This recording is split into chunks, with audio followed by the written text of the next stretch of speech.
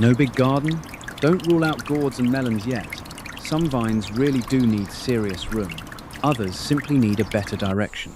And if you have ever looked at a small patio, a narrow deck, or a balcony full of pots and decided that melons were impossible, you may be looking at only half of your growing space. Look down and the floor fills quickly.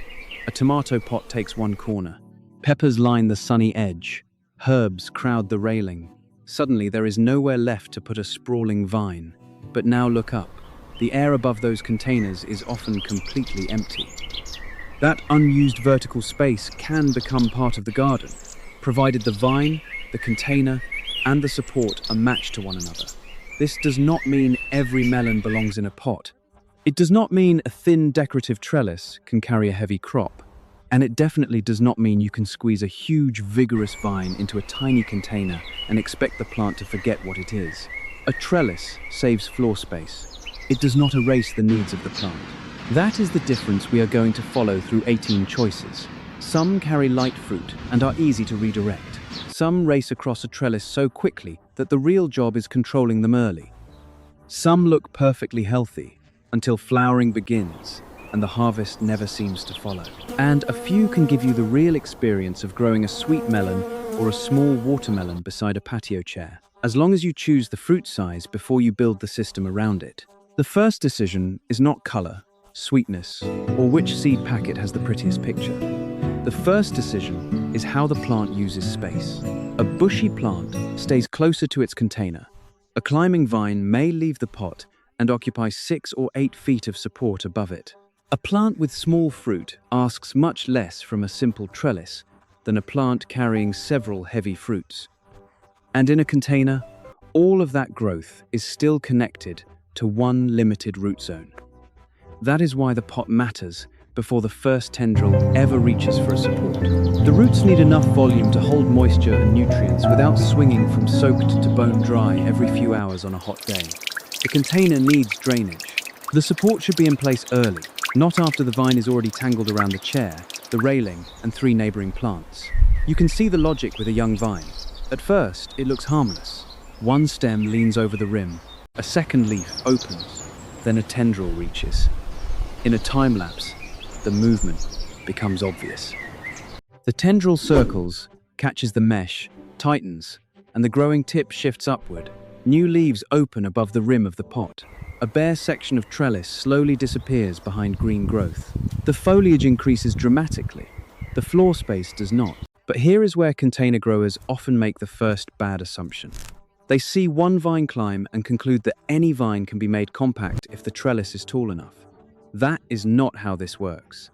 The habit of the plant, the size of the fruit, the strength of the support, and the steadiness of the root zone all change the answer.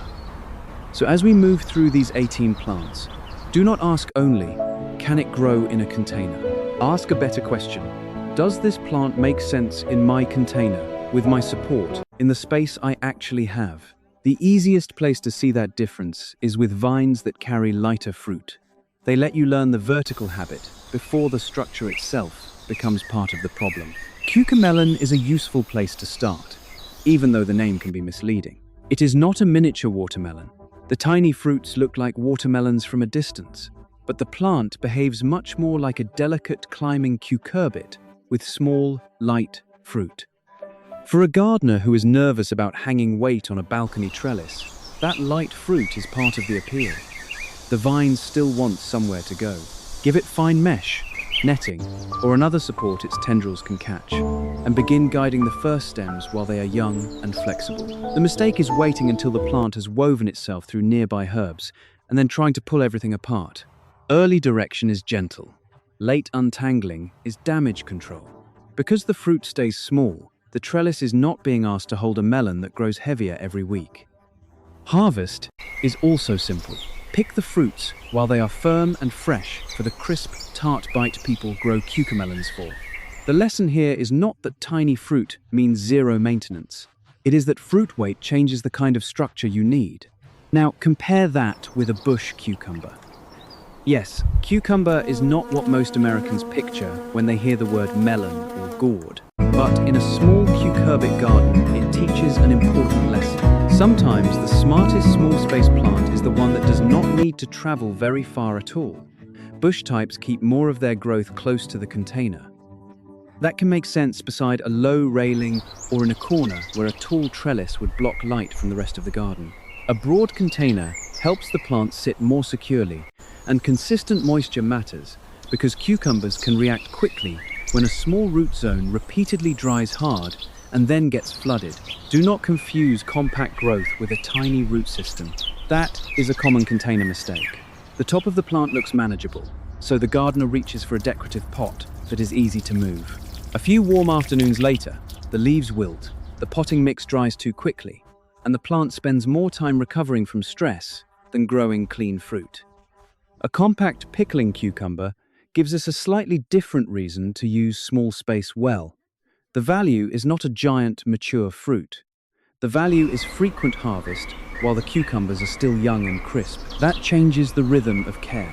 Instead of admiring the vine from across the patio, check it often. Fruit can hide behind leaves, and one oversized cucumber left on the plant is easy to miss. This is also where a simple harvest habit becomes part of space management. Pick at the useful stage for the variety and the kitchen purpose you have in mind. A pickling type, grown for smaller, firm fruit, is not improved by leaving every cucumber until it becomes huge.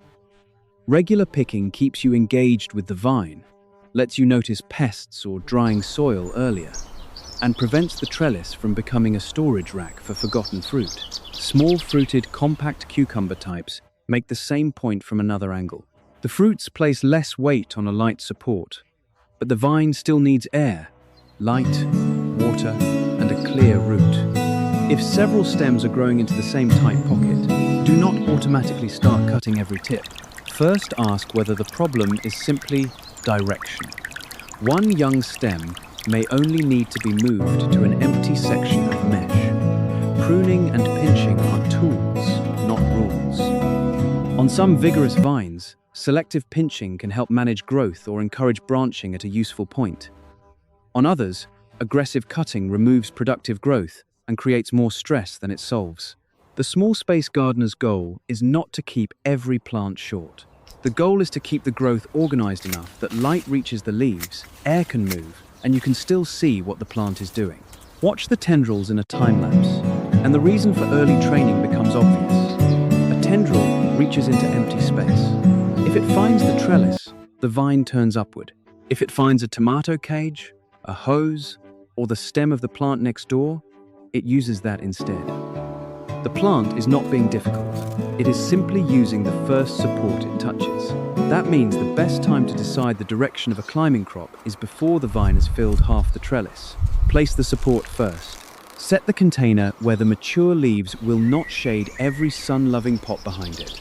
Then, guide the young growth toward the structure. The fruit may be light, but the next mistake has nothing to do with weight.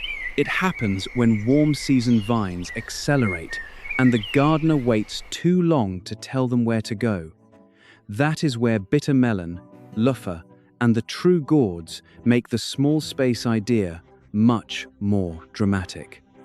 Bitter melon can move surprisingly fast once warm weather settles in.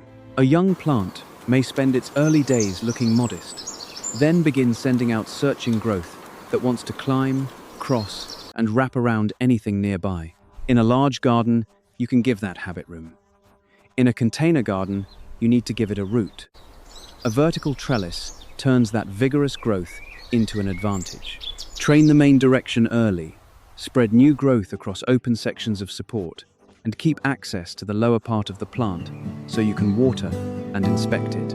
What you do not want is a thick knot of vines hiding the center of the plant and tying several containers together. The fruit itself is easy to recognize. With its ridged, textured surface, harvest timing depends on how you plan to use it. But for cooking, bitter melon is commonly picked while it is still firm and green, before it fully matures and changes color. Leave it too long and the fruit can soften and split as it reaches full maturity. That makes frequent observation more valuable than a rigid calendar. Bitter melon also introduces a pattern that will matter later. Lots of flowers do not automatically mean lots of developing fruit Cucurbit vines often produce male and female flowers, and the female flower is the one with a small swelling behind the bloom. Pollination has to happen successfully for that young fruit to continue developing. We will come back to that in more detail when we reach the melons, because that is where a beautiful green trellis can hide a frustrating problem. Luffa takes the vertical idea and turns the volume up. This is the vine that can make a small patio look ridiculous at the beginning and spectacular later. The seedling is tiny. The container sits quietly beside the trellis. Then the vine finds warm weather, and suddenly broad leaves begin climbing into every open section. If you let luffa choose its own direction, it will happily choose several directions. That does not mean the plant is unsuitable for small spaces. It means the support plan matters more. A strong, tall structure along a wall or the mean edge of a patio can turn the same aggressive habit into a green vertical screen. This is a perfect place for a fixed camera time-lapse. Start with the bare support. Watch the young stem rise. One tendril catches. A side shoot reaches left. Another moves right. Leaves unfold and overlap. Flowers appear. Over time, the metal or wooden grid begins to disappear. Most of the garden has moved upward, but do not wait until the vine has become a wall before deciding whether you want to pinch or redirect growth.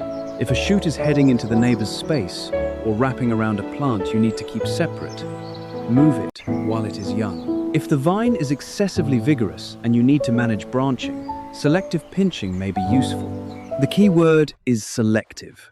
Always cut the tip is not a universal rule for every vine in every container. Luffa also has two very different harvest goals. For eating, the fruit is harvested young and tender. If you are growing luffa for a natural sponge, the fruit is left to mature and dry much longer on the vine, until the outer shell and internal fibers have developed. Those are not the same harvest stage, and a small space gardener should decide which result is the priority. Otherwise, you may leave every fruit hanging without realizing that the harvest goal changes the length of time the plant occupies the trellis. Next comes bottle gourd, and this is where the support itself begins to feel like part of the crop. A young bottle gourd fruit seems harmless. It hangs beneath the foliage, smooth and pale green, and the trellis barely notices it. Then the fruit grows. The vine keeps extending. More leaves catch the wind. Suddenly, the structure is carrying far more than the seedling suggested. This is why I would rather install a strong support early than rescue a weak support later. Check where the trellis meets the wall, railing, or ground. A tall panel leaning loosely against a pot may look fine before fruit set. It can become unstable when the vine is dense and a gust of wind pushes a large surface of leaves. The goal is not to make the garden look industrial. It is to make the load predictable. A sturdy frame, secure anchor points, and a clear path for the vine are more valuable than a decorative trellis that bends as the fruit grows. With heavier gourds, support individual fruits when their weight or position makes that sensible. A sling should cradle the fruit and allow room for growth, not squeeze it tightly. A mini or more compact bottle gourd type can reduce some of that fruit weight pressure, but it does not turn the vine into a houseplant. Variety choice changes the scale of the problem. It does not remove the plant's basic needs. You still need sun, a generous container, steady watering, and a support system that matches the mature vine. That is why reading the variety description before sowing is so useful. Look for words that describe habit, vine length, and mature fruit size. Do not rely on the photograph alone. A seed packet can show one beautiful fruit without showing the 10 feet of vine that produced it. So step back, occasionally. Look at the entire structure, not just the newest leaf. Is one side overloaded while the other side is empty? Are two vines crossing so tightly that you cannot separate them later? Is a fruit beginning to form where the support is weakest? These are small corrections when growth is young. In a time lapse, the plant seems to explode overnight. In real life, it gives you many smaller chances to guide it. The plant did not become difficult overnight. We simply waited too long to tell it where to go. So far, most of the challenge has been controlling green growth. But the next stage changes the load on the entire garden. A vine can climb almost anything. A growing fruit is much less forgiving. Pattypan squash changes the rhythm immediately because it shows that small space gardening does not always mean climbing higher. Many pattypan plants grow with a bushier habit, keeping their center closer to the container. If you have a sunny corner where a tall trellis would shade the rest of the patio, that growth pattern can be more useful than another long vine. Give the plant a broad, stable container and enough room for the leaves to open. The goal is not to tie every leaf upright. Keep the center accessible, watch for crowded or damaged foliage, and harvest the small saucer-shaped fruits at a useful tender stage for cooking. Regular harvest also makes it easier to see what is developing beneath the leaves. Bush zucchini makes the same point even more clearly. The phrase "small space" sometimes makes gardeners reach for a trellis before they have looked at the growth habit of the plant. A bush zucchini may need floor area around the pot, but it does not necessarily need 6 or 8 feet of climbing support. For some patios, that trade is exactly right. The container still has to match a hungry, fast-growing plant. A cramped root zone can dry quickly when large leaves are moving a lot of water. Check the potting mix below the surface, instead of judging only by a dusty top layer, and water deeply enough to wet the active root zone when the plant needs it. Good drainage matters just as much. Consistent moisture is the goal, not a permanently saturated pot. Then we return to trailing squash with compact acorn types, and the structural question comes back. Acorn squash fruit is much heavier than a cucamelon. If you train a vine upward, look at the support before the fruit reaches full size. Is the frame anchored? Can you reach the fruit? Will a sling be easy to add without twisting the stem? A simple fabric sling can cradle a developing squash or melon when the fruit needs extra support. Attach the sling to the trellis, not to a weak leaf stem. Leave room for the fruit to expand. The sling should share the load while the vine continues growing naturally. Delicata squash can be more practical on a vertical support because the fruits are generally smaller and lighter than many large winter squash. That does not make the trellis irrelevant, but it changes the load. Spread the vine across the support, keep the fruit visible, and watch how the structure responds as several fruits develop at different heights. This is where a slow camera pullback tells the whole story. Up close, you see one fruit. Pull back, and you see the fruit, the vine, the support, and the container that feeds everything. Pull back again, and you see the patio. The important question is not whether the vine can climb. The question is whether the entire system can carry what comes next.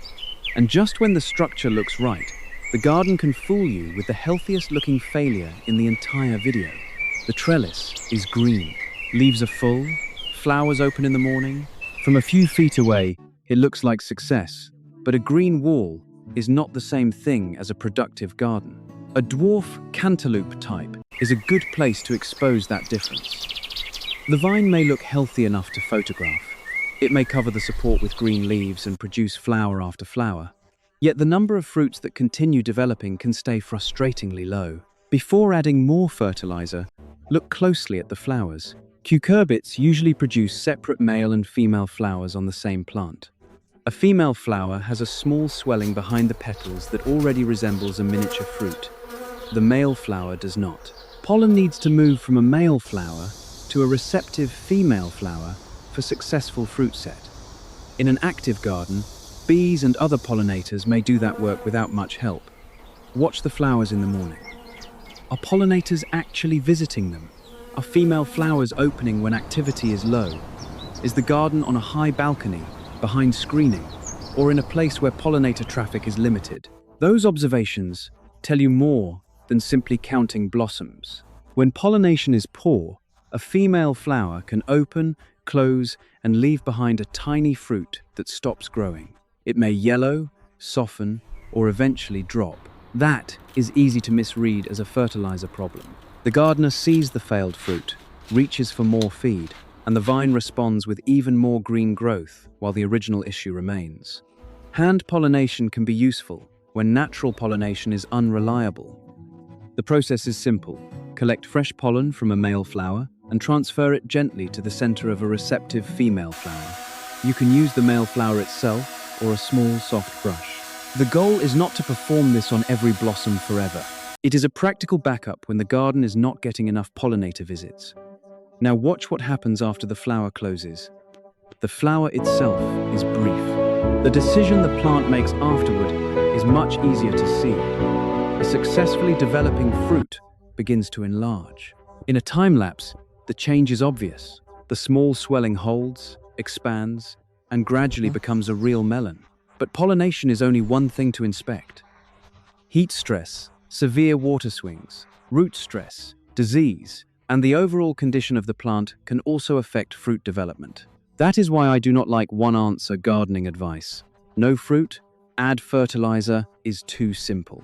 No fruit, hand pollinate, everything can be too simple as well. Start by observing what stage is actually failing.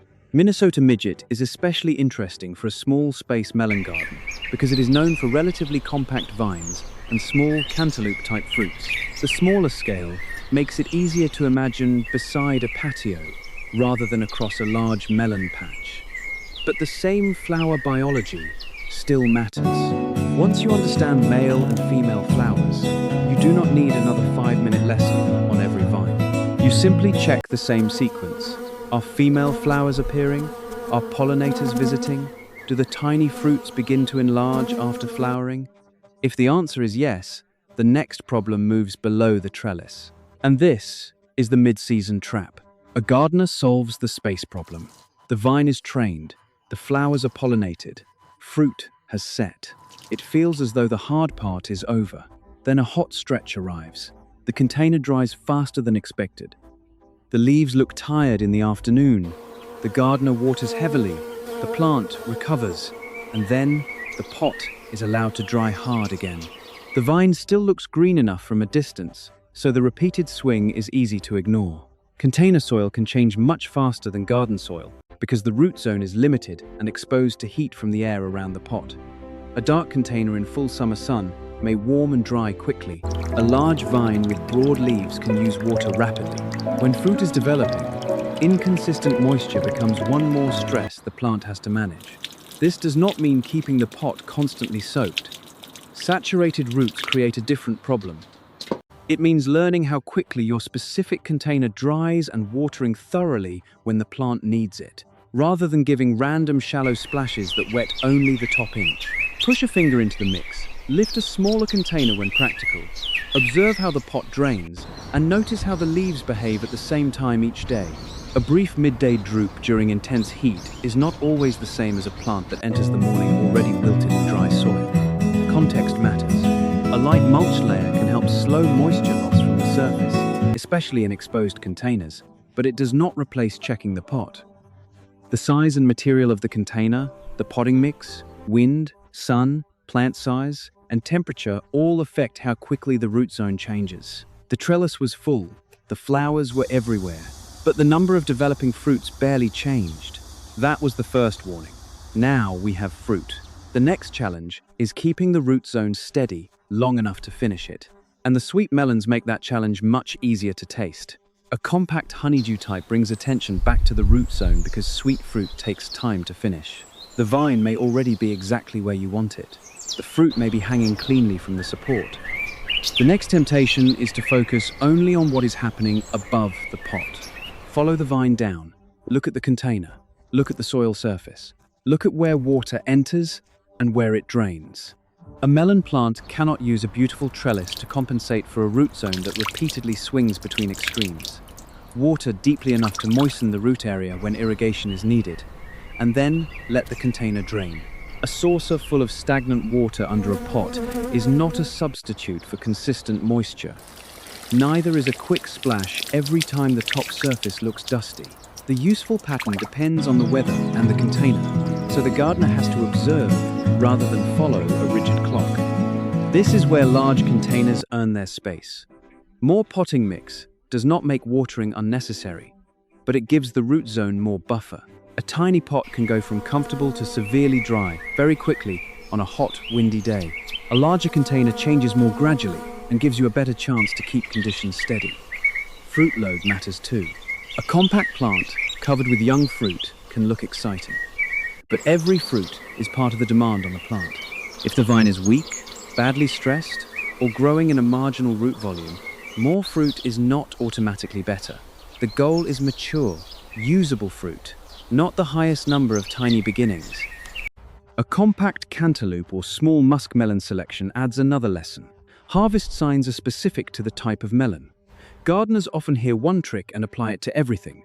Smell the fruit, check the tendril, look at the color, pull the stem. The problem is that no single clue works the same way for every melon. With many cantaloupe or muskmelon types, aroma becomes stronger as the fruit approaches maturity.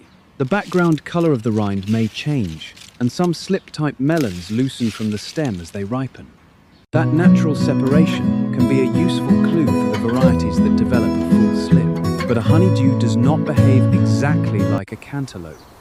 A watermelon has its own set of clues. So before harvesting, know the type you planted and learn what maturity looks like for that specific variety. The seed packet, or breeder description, can be more useful here than a generic social media trick. The fruit looks close, but one clue says it still needs more time. That is a valuable moment in a container garden, because patience becomes part of the harvest. After weeks of guiding a vine, watering through hot weather, and watching one fruit enlarge, cutting too early is frustrating. The outside may look finished, while sweetness and texture are still developing inside. At the same time, do not let fear of harvesting too early turn into endless waiting. Check several clues together. Notice the rind. Smell the blossom end when that is relevant. Watch the stem attachment on slip-type melons. Compare the fruit with the maturity description for the variety you actually planted. Then, when harvest finally comes, slow down for a moment. The payoff is not a giant number on a scale. It is the fact that a sweet fruit developed above a container in a space that once looked too small for melons. Cut the fruit open, and the proof becomes simple. The flesh has the color and texture you expected. Seeds sit inside the cavity. The fruit is real, ordinary, and homegrown. That is more believable than claiming an impossible harvest from a tiny pot. And that brings us to the fruit many small space gardeners want most and often choose in the least practical way: watermelon. Watermelon is where variety choice becomes impossible to ignore. A seed packet can show a perfect red slice and still tell you almost nothing about whether the vine makes sense for your patio. The word watermelon covers plants with very different vine habits and fruit sizes, and the largest fruit is usually not the smartest place to begin in a container. Icebox watermelons are a more realistic category to consider because they are selected for smaller, more manageable fruit than giant picnic types. That smaller fruit changes the support problem. It is easier to cradle on a trellis, easier to position, and less demanding on the structure than a watermelon that may become far heavier. But smaller fruit does not mean a tiny pot. Watermelon vines still appreciate a generous root zone, full sun, warm conditions, and steady access to water while they are actively growing. One healthy plant in a properly sized container is a much better plan than crowding several seedlings together simply because you want more vines. Crowding creates a garden that looks productive very quickly. There are stems everywhere. Leaves overlap. The trellis fills. But below the soil, several root systems are competing inside the same limited volume. Above the soil, the dense growth makes it harder to trace flowers, inspect leaves, and support fruit. This is another example of false success. More green does not automatically mean more finished watermelons. If you train an icebox watermelon vertically, install the support before the vine runs. Guide the stem while it is flexible. When fruit sets, watch the position and add a sling, as the fruit gains weight if the trellis system requires it. Do not wait until a heavy melon is pulling on a thin section of mesh and then try to redesign the support around it. A compact or bush watermelon type takes the variety question one step further. These types are selected for a more restrained growth habit than standard long-running vines, which can make them easier to fit into a patio system. Easier to fit does not mean effortless. Read the mature vine description, because compact is relative. A plant can be compact for a watermelon and still be larger than a pepper. This is why I like choosing the fruit size and growth habit first, then building the container system around that choice. If your real goal is the experience of growing a watermelon at home. You do not need to start with the largest variety you can find. You need a variety whose vine, fruit, and days to maturity make sense in your season and space. The same pollination lesson applies here. Watermelon plants produce male and female flowers, and developing fruit begins behind the female flower. If flowers are abundant but no young watermelons are enlarging, inspect pollination before blaming the container or pouring on more fertilizer. If fruit has set but growth stalls during severe stress, look at water, roots, heat, and overall plant health. Then comes the question every watermelon grower asks: is it ripe? A nearby tendril that has dried can be one useful clue. The ground spot, when the fruit has a contact point, may change toward a creamy yellow on many varieties. The rind can become duller. These signs are more useful when considered together and compared with the expected maturity of the specific watermelon you planted. Do not turn one tendril into an absolute rule. A damaged tendril can dry for another reason. A fruit grown in a sling may not develop the same ground spot as one resting on soil. Use a combination of clues. Keep track of the variety and learn what maturity looks like in your own garden. This is also where time-lapse footage can be deceptive in a useful way. In 8 seconds, a small watermelon appears to swell into a harvest-size fruit. In the garden, that change takes time, and the plant has to keep functioning through every hot afternoon between those two images. You water, the vine grows, a female flower opens, a pollinator visits, the fruit holds, the rind expands, the sling begins to carry more weight. Week after week, the empty rectangle of air above the container becomes occupied by a real crop. Then one morning, the clues finally line up. The fruit is harvested. It is carried only a few steps from the patio to the table.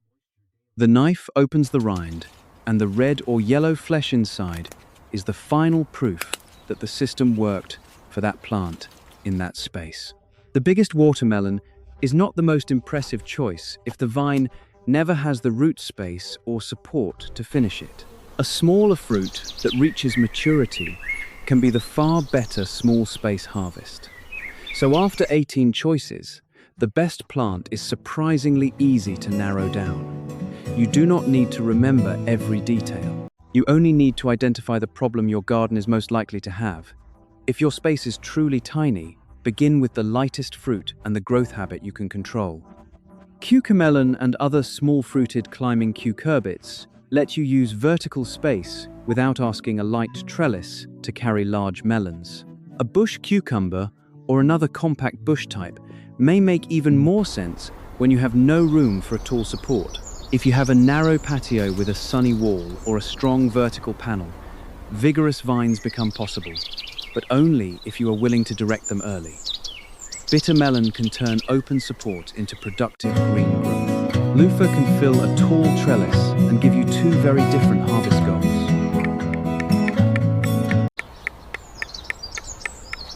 Bottle gourds can be spectacular, but the structure and fruit position deserve more attention as the crop gains weight. For gardeners who prefer plants that stay closer to the pot, pattypan and bush zucchini remind us that growing upward is a strategy, not a religion. The best use of small space may be a compact bush in the right corner.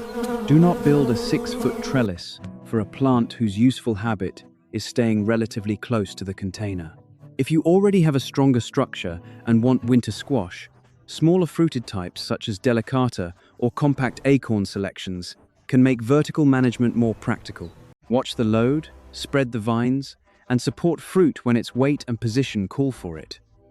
If sweet melon is the real goal, start thinking less about the height of the trellis and more about the entire growing system. Compact cantaloupe and muskmelon selections, including varieties such as Minnesota midget, can make more sense in limited space. But fruit set, pollination, moisture consistency, and correct harvest clues still determine whether that small vine gives you the sweet payoff you expected. And if what you really want is watermelon, choose the mature fruit size and vine habit before you choose the pot. Icebox, watermelons, and compact or bush types are more realistic places to begin than giant fruited vines for many patios. Give the plant root volume, strong support if you grow vertically, and enough time to finish fruit in your season. Notice what we did not do. We did not find one magic container size for all 18 plants. We did not use one pruning rule for every vine. We did not claim that every trellis solves every space problem. And we did not measure success by forcing the biggest possible plant into the smallest possible pot. The goal is to match the plant, the roots, the support, and the harvest you actually want. Now return to the same patio where we started. At the beginning, the floor looked full.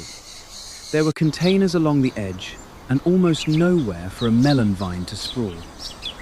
The trellis was bare. The space above the pots did not look useful because there was nothing in it. Then a tendril reached. A vine caught the support. Leaves opened above the container. Another plant filled a second section. Flowers appeared. Bees moved between the blooms. A tiny fruit held behind a female flower and began to enlarge. A sling cradled a heavier crop. A melon changed slowly as harvest approached. In a final time-lapse, the transformation is easy to see. The patio does not move. The walls do not move. The containers barely change position. The garden simply occupies more of the empty air. And when the camera pulls back, the most important detail is not the number of fruits in a basket. It is the path that is still open between the containers. The garden has become fuller without surrendering every inch of floor space. The patio did not get bigger. The garden simply learned to use more of it. That is the real, small space lesson behind these gourds and melons. Do not begin by asking how to keep a naturally vigorous plant impossibly tiny. Begin by choosing a plant whose habit makes sense for the space you can offer. Give the roots a container that does real work. Put the support in place before the vine needs rescuing. Guide young growth before it becomes tangled. Watch flowers closely enough to recognize a pollination problem. Keep the root zone steady enough to help developing fruit finish. And learn the harvest clues for the variety you actually planted. A small garden will always have limits. That is not a failure. Limits simply make plant choice more important. So look at your patio, balcony, deck, or small backyard one more time. Look at the sunny corners. Look at the railing. Look at the blank wall. Then look above the containers. Start with the vine that matches the space you already have. Give it a clear direction early, and let the empty air above your pots become part of the garden.